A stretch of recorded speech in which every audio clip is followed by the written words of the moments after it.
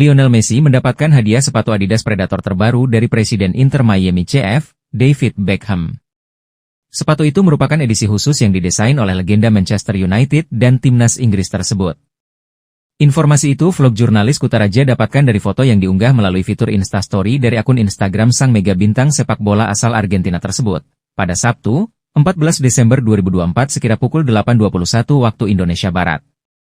Pemain yang meraih 8 trofi Ballon d'Or tersebut mengunggah foto dirinya sambil memegang sepatu Adidas Predator terbaru berwarna putih dengan paduan biru. Tidak hanya sekadar mengunggah foto, Messi juga menuliskan sebuah kalimat dan menandakan akun Instagram milik David Beckham. "Ya los tengo en casa.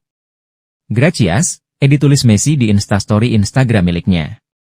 Bila diterjemahkan secara umum, kalimat tersebut memiliki arti bahwa sepatu yang diberikan sudah tiba di rumah dan Messi telah menerimanya. Kapten timnas Argentina itu pun mengucapkan terima kasih kepada David Beckham.